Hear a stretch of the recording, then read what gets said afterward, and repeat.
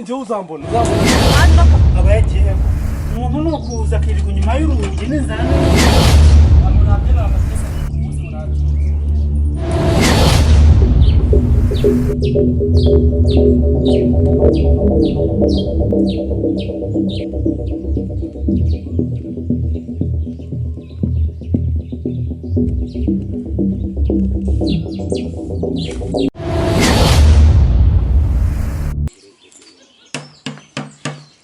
Itangazo abaturage b'umudugudu wa Kimari turamenyesha ko umunsi saa 8 ari inama nagira uburango cyangwa kererwe ibiri bwigirwamo n'ingenzi kandi ikindi hari umushyitsi mukuru ari we gitifu nihangane muzinduke. Itangazo abaturage b'umudugudu wa Kimari turamenyesha ko uyu munsi ari inama saa 8 nagira uburango cyangwa ngo kererwe kubera ko ibiri bwigirwemo ari ingenzi. Inama ikabiri bubere ku kibuga cya Kadobogo. Umushyitsi mukuru akaba ari gitifu w'akagari. Itangazo abaturage b'umudugudu wa Kimari turabesha ko uyu munsi ari inama saa 8 nagiye ubura cyangwa ngakererwe ibiri byigirwemo n'ingenzi. Inama irabera ku kibuga cya Kadobogo. Ese shakibwa nawe usigaye ukoma kano kadomoro. Mfasha. Nakore inama. Bamvanye ku kazi. Ase abayobozi bo ngo nawe sinzo ko batekereza. Ubu nuri murazungera kabisa muri Kadobogo. Nagaruka uzungera na Kimari. Genda basi urabona uzabivamo ra. Bijyaye n'inama igiye kuba mu ka saa 8. Nase ubundi bagiye kunyeguza bibi bigenze gute. Wese kuba waziririye. Wapi mani. Uyano biga bwana bwo kwa kari kuri ubu. Kwa kare abana bakiri ariko wifunze. Ngaho komeza. Kirakanye mba nagikukanye. Ngaho reka nigendere nyine kora nyine uranyemeje dere niho navanaga yo kwinywera amata. Genda uje kureba ibijajwa nyine. Ndabona nambaye n'ibyenda bibi n'undi birakubereye undi se umusitari nago yagenda kuma ibidomoro ahubwo uzapfa uko guko kabisa. Aswaritse nkikorera akazi. Itangazo abaturage b'umudugudu wa Kimari turabamenyesha ko uyu munsi saa 8 ari inama yagire ubura cyangwa ngo akererwe ibiri bwigirwamo n'ingenzi ku kibuga cya Kadobogo. Umushyitsi mukuru ni gitifu w'akagari.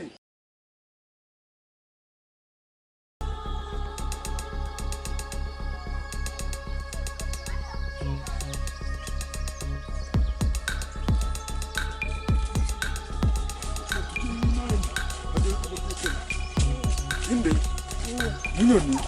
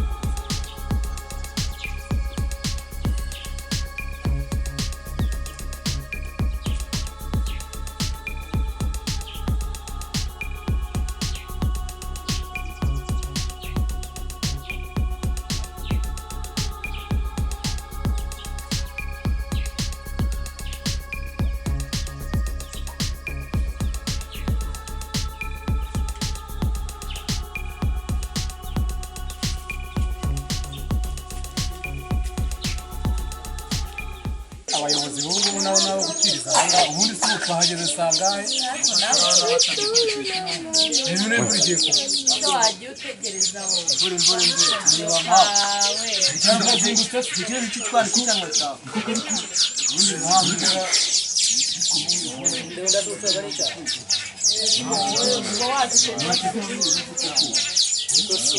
baje kutwanika hano twabaye amamera none byo nahoze mvuga ariko urumva ashaka kunywa inama z'uko ni amasaha y'abanyafurika batangaza inama ngo bagere saa 8 bakazisanga urabona ibi bintu Nebra mabira bisazo biri hari mwege cha kuba wategereje bitakara naye mwaba bikambabwire kira turatanga ibibazo byacu bya kandi abakora n'amahanga mutuze naje mukomera amashyi mu muyobozi amashyi yanakerere ko ntabwo nakererewe bagite muri ibindi bibazo ariko mufite ibibazo sibi mutuze twumvikane ibyo ni ibiki Kanyandekwe na kari kuri ubu bafitanye ibibazo nawe ejo bundi twahuriye ahantu ushaka kunyereza iwanyu njya kubwira uyu siko wanyu ni n'ikirara kiraza gusubizwamo ahubwo mugenzi dutegereje gitifu mukuru w'akagari kacu mutuze niwe wayiyogosha abaturage b'abana mugihe tugitegereje gitifu mureke twe twigira hamwe ibibazo byacu kuko n'iyi nama yateguwe kubera ibibazo byanyu sibyo yateguwe kubera ibibazo byanyu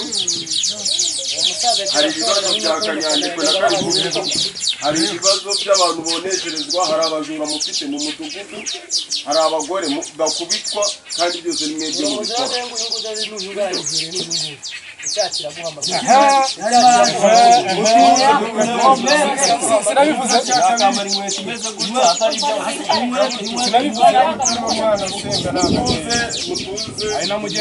namwe mwabasaza mwe mukuru ni mwebwe mwakagombye kumfasha umudugudu ariko ndareba ari mwebwe mufite itifu kurusha abasore mbese abakwibye ko ndeba uteye nka urashaka kwihanira se ubigenza cyane buhari mutuze mugihe tugirindiriye gitifu kugira ngo twige kuri ibi bibazo natwe ubwacu hari ibyo twakwikemura mbese abakwibye baba bahari na wa mumama bavugaga boneshereje ni wowe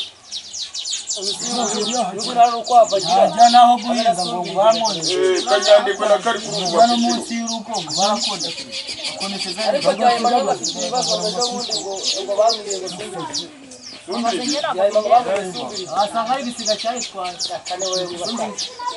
uyu mugabo ko utavuga se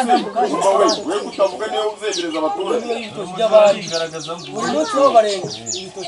mureke ko hari abashyitsi bitegereje mu gihe batarahagera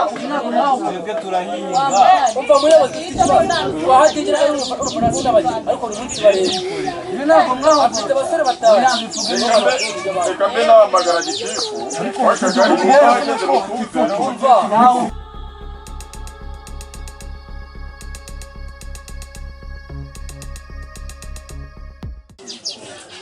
ikibazo namuhamagariye muracyagifite n'isaha ntabwo kirakemuka ariko twese twifitemo umuco wo gukemura ibibazo byacu biratureba twese tukabyikemurira ariko reba nk'uyu mupapa n'umusore umva bari gufotorana ibi ni ibikoma bahaze nyine by'ababyeyi urumva nomero ye iri kuba mu mvuzi sinzi ikibazo yahuye nacyo ariko natwe ubwacu twabyikemurira tugasanga raporo ko twabyikemurira n'uyu mugabo ndabona yamfasha kunyunganira n'uyu mudugudu ibibazo bya Kanyandekwe na kari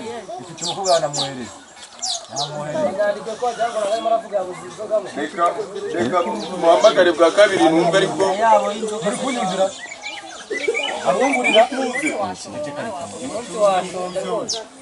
rumva iciyemo ariko ntabwo ari kuyifata nyiriwe neza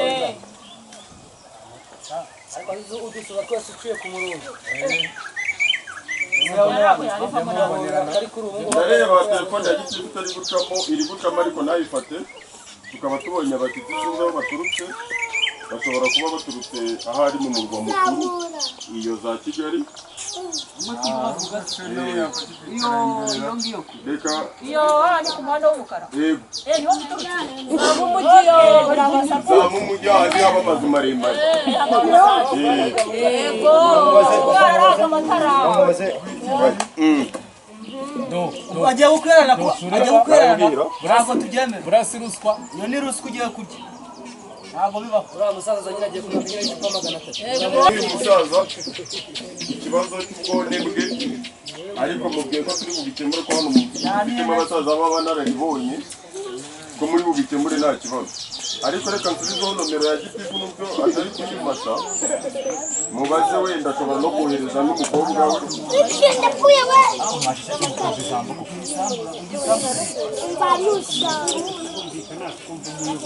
halo twari twageze muri ya nama niwe twari dutegereje nyakubahwa umuyobozi kandi wibuke ko ari we mushyitsi mukuru muri iyi nama abaturage rwose bategereje barambiwe atebuke rwose dukemura ibibazo atebuke pe ikibazo cyanjye rwose mutuze ngo yagize ikibazo bajyanye madamu we kwa muganga kubyara ngo agiye kohereza umukobwa we bahora banyiba mubisubika banyiba mubisubika iki kibazo dugikemure mugikemure reka twifashishije umukobwa we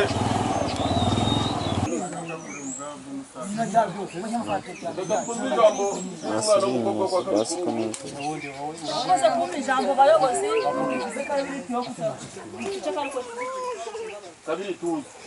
murakoze kumpa ijambo nanjye mfite ikibazo cya papa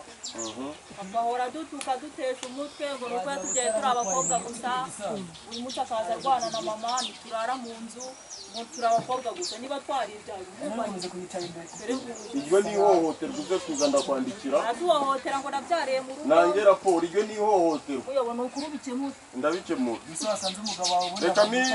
mutuze twumve umuntu uturutse i Kigali yewe yaduha inyunganizi ni karibu ubwo narindi hano natanze ikibazo cya Mukandengo yaranyeneshereje wari wavuze Mukamana kandi Mukamana ntiyaje urahinduye impamvu nuko wasanga nawe abeshya wasanga abeshya asaba kuri umunyamitwe tubwire yewe ikibazo cyanjye naragitanze hano tugamire Mukamana jewe ndamuzi nakajya nani henda afite wenda mwaje kumfatiranya kuko nutse kure wenda kereka niba yarakonesheje mutuze tuzacunga izo hene nizongera gufatirwamo yewe rero nashaka ko mundenganura kuko nabageza no kubona aho yanyeneshereje harahari n'abaturage nituva hano turi buhagere reka twumve umukecuru Hadija agira icyo abivugaho Hadija avuga ko bano kubara bibitsina bitoki by'abandi bivuye ku bana bawe uwo mwana rwose turabana mu rugo nta gitoki nigeze mbona mwiza keretse niba yarakijyanye ahandi ibyo nibyo naravunitse njyewe ndi musimbukanye abana banjye baragenda bagakora ikiraka bakamahira ntabyo ndabona keretse niba bafite ahandi babijyana ahubwo mwabagenzura bagashakishiriza ahandi ariko hanye ntabyo nibonera kimwe nuko bahiga ushinjije umuntu utaramufashe ibyo n'ibishoboka n'uyu mutawerekanye igihanga ngo mukimutwarane ntabyo nigeze mbona iwanjye akose aho ngaho mu cyaro muri gukora yiki ntago mutaha niba umuntu aba yababuze naje nababuze sinzi ibyo muba murimo mwagiye mutaha hakiri mutahe vuba mutahe mubanguke sawa mubanguke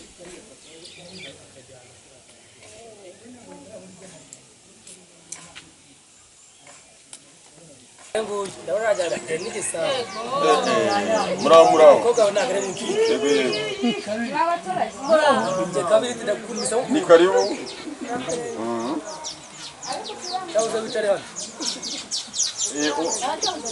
papa wawe yaravuze ibibazo yahuye nabyo aravuga ati ariko nta kibazo naboherereje umukobwa araza hari ibyo namutumye usanze twari dutangiye gukemura ibibazo by'abaturage hari aho twari tuvuye hari n'aho twari tugeze ngira ngo twari tugeze ku musaza y'iki gitoki uyu mumama w'i Kigali nawe ngo yaroneshereje urabizi ko ahinga inaha hari uriya musaza nawe gatoteza aba bakobwa akarakubita na mama wabo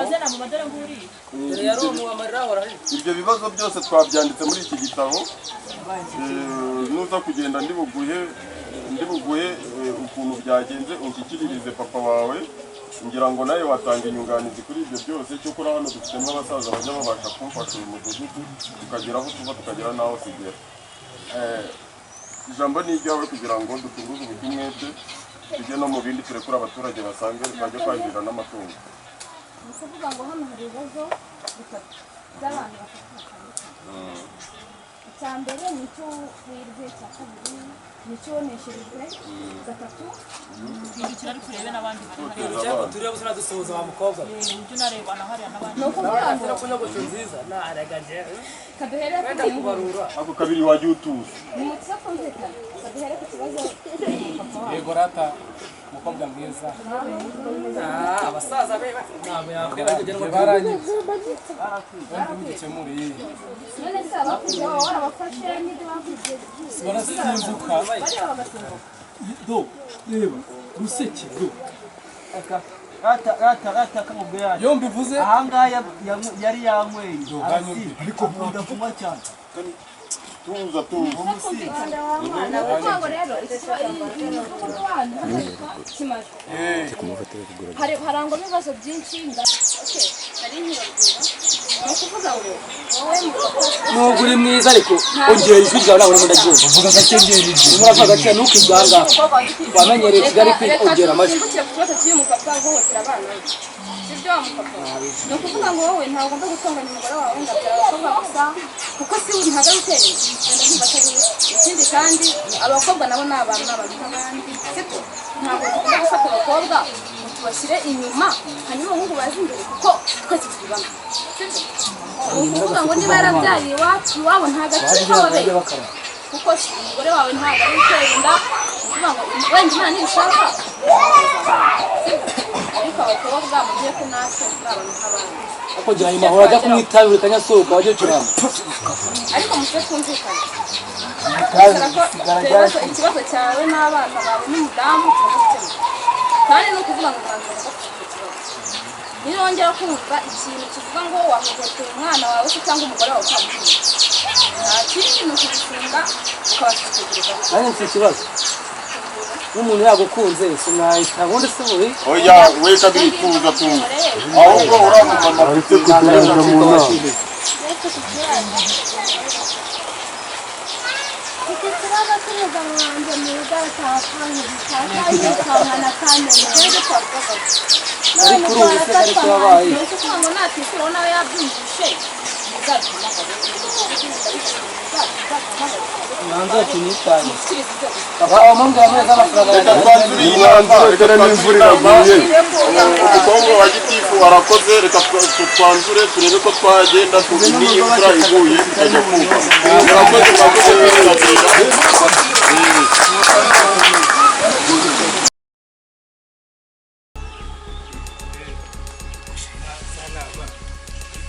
reka mubwire Kanyange nizere ko ibintu bivugiye mu nama hari ahantu bigukoze ngaho abantu barwana ni wowe niyo baba batangaho urugero ubu none batangaye wavuga amagambo aho kutugira inama ni mwebwe mwirirwa murwana mugira ibiki ariko nubwo nduta ariko ntabwo nduteho imyaka myinshi sibyo yakuruta se wacana we usibye ubwanwa wameze ubundi bishike mbese reba ariko ngiye iyo nkurebye ni ukuri ko imanzi mbona umeze nk'igicucu ni ukuri ariko seka nkubwira ubujye wewe ubishaka kunkubita sibyo